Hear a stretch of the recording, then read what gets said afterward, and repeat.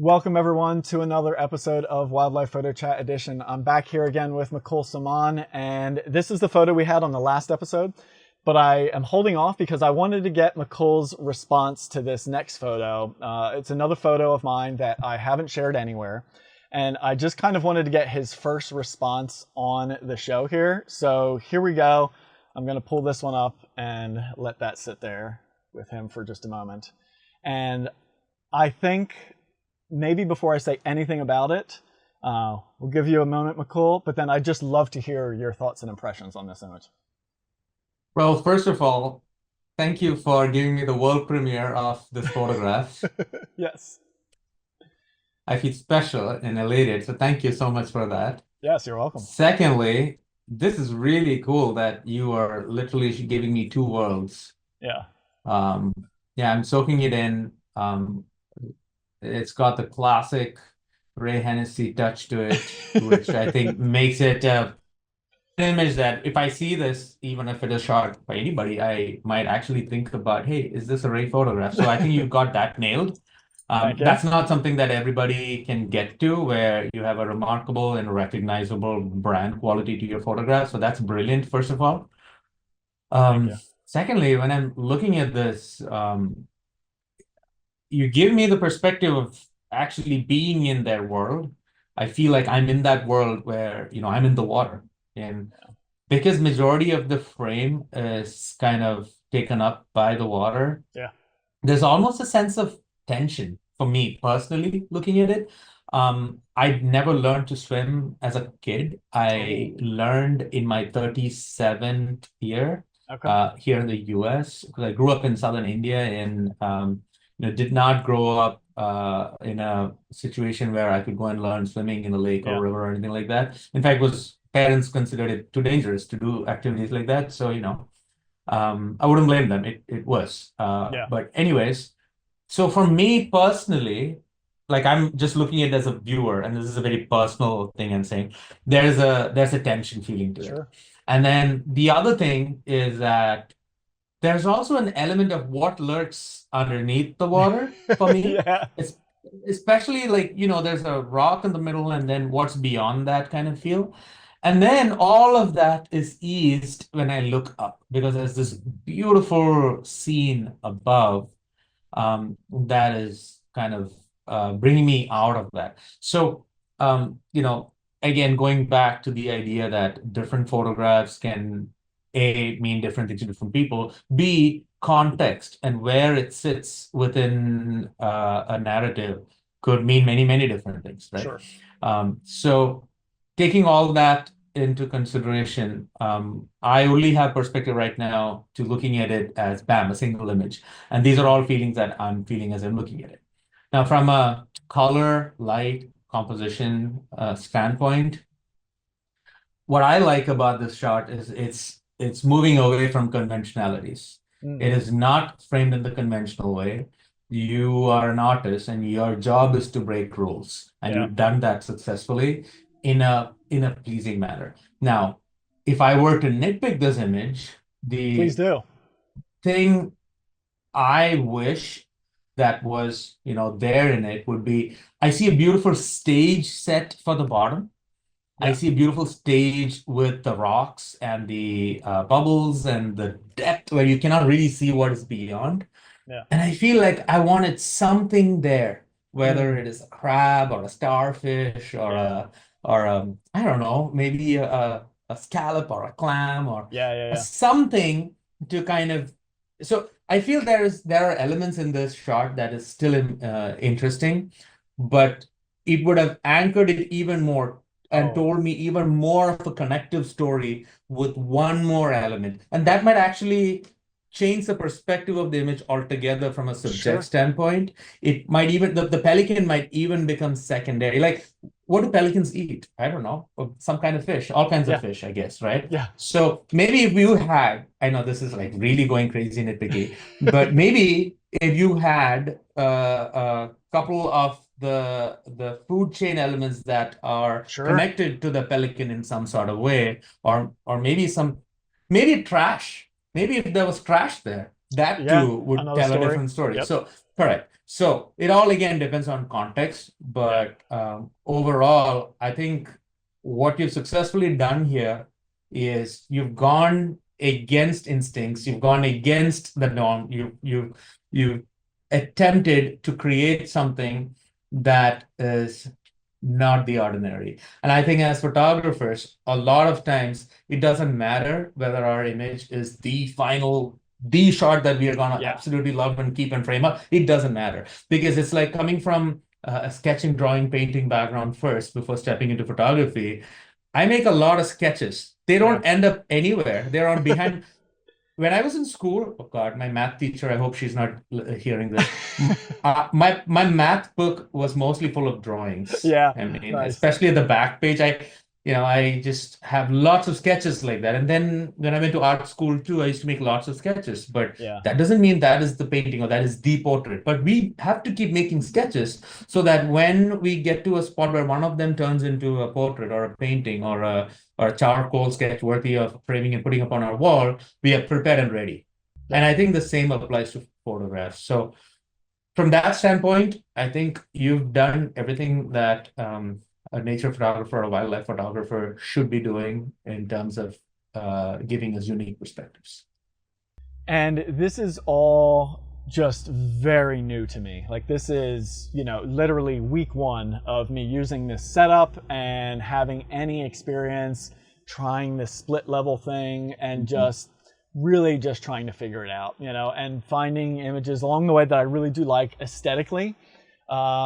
But I haven't even begun really thinking about the story side of them yet, right? Because I'm just still trying to figure out the technical side of it. This was shot with a 10mm lens. So the first problem is finding anywhere that I can get remotely close enough to any subject to put them in the frame. And like, it's a miracle you got in 10mm, you even have the bird that big, actually. And that's the other thing, right? Like, when you realize how close, you look with your eye and you're like, oh, okay, it's right there. And then you look through the viewfinder on the back screen in this case, and you're like, where is it? It's just 10mm so wide. And, even when we talk about the aesthetics, like, my goal so far has been at this location, get a bird, number one.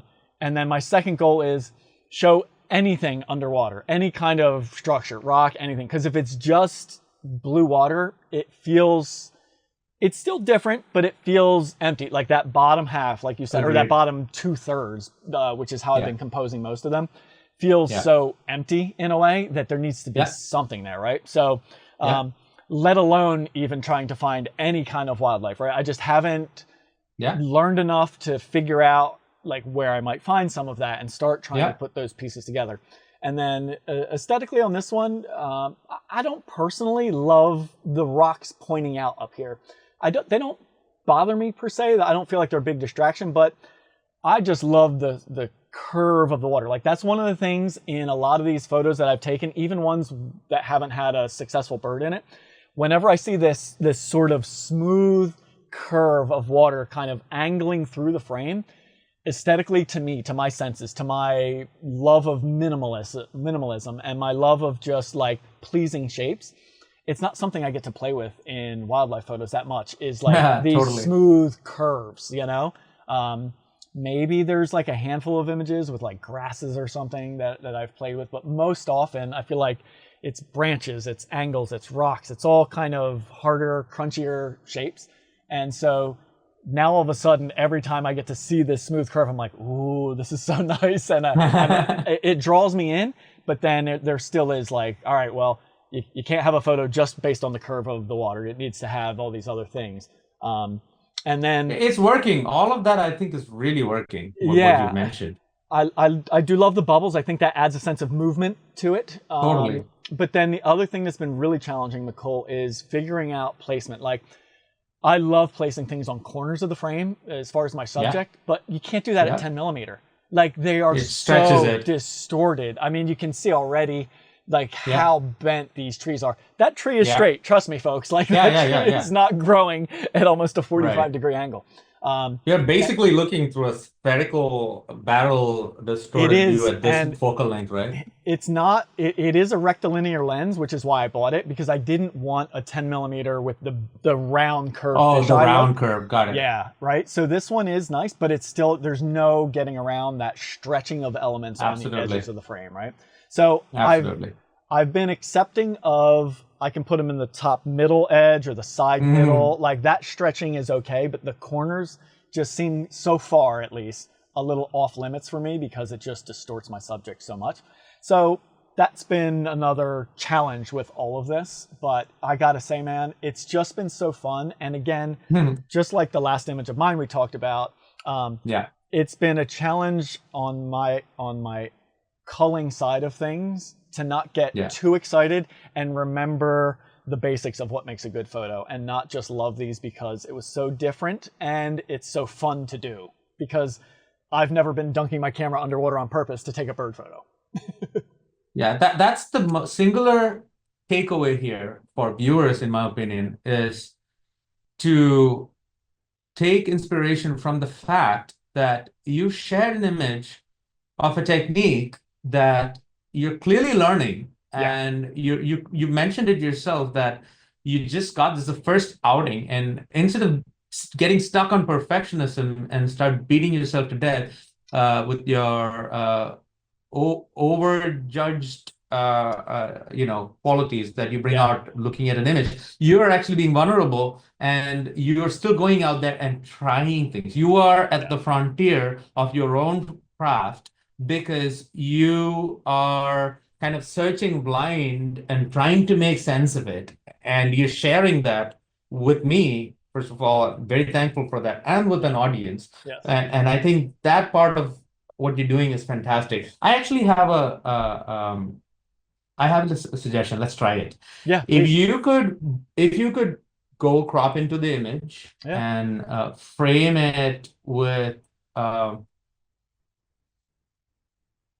like, it's very admirable that your crops are so tiny, by the way. I mean, you don't do much crops. You don't do. I try not to. I'm a big fan of that. I'm like that too. And I enjoy that approach a lot because you don't want to sacrifice your printability of an image unless you really want to. But for shits and giggles, let's just do this. So crop in and just frame the rock, pelican, the curve, the bubbles, and your horizon a little bit. Sort of this and then move it a little bit and balance it out a little bit more, maybe even, however you like it. Yeah. Maybe include a little bit more of the land. A little bit more? Okay. Over on the left-hand side. Let's just go freeform with it.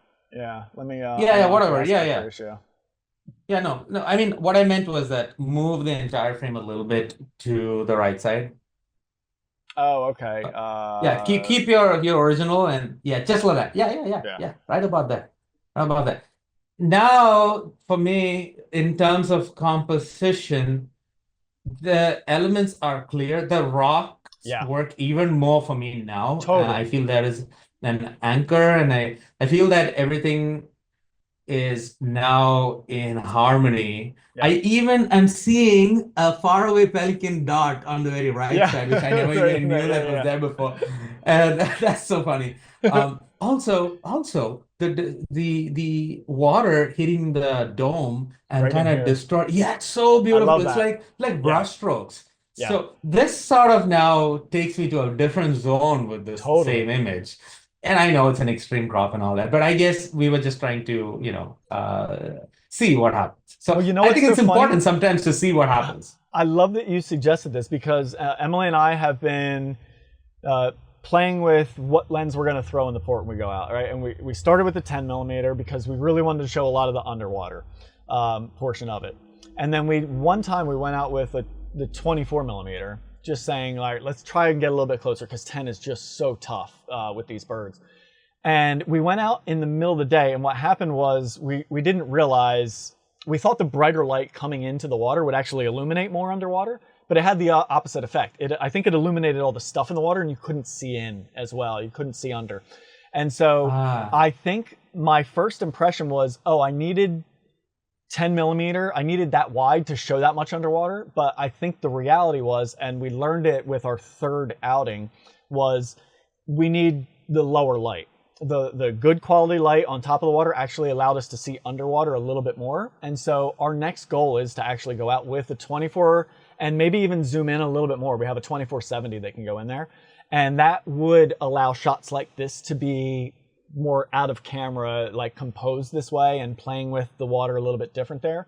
And give us more opportunity because we don't have to get 3 feet away to get a tiny in frame subject. Yeah, and sometimes it's okay to crop in if the intention of the photograph is to be presented on a platform that is purely digital. Totally. Yeah. 100%. Yep. Absolutely agree with you. Yeah. But boy, Mukul, has this been a fun exploration of this new, for me, new genre of bird photography. It's so much fun. Hats off to you for that. Yeah, for thank you. fearlessly going in and doing the unconventional. It's right on point. I don't expect anything different from you, Ray. Thank you, man. And it was great to hear your feedback on this one. I love it, and I love where we ended up, just seeing another alternative version of this, and I can't wait to keep exploring it and sharing more, man. Fantastic. Thank you so much. All right. Thanks so much, everybody. The next episode, come join us. We got another image coming from Mukul.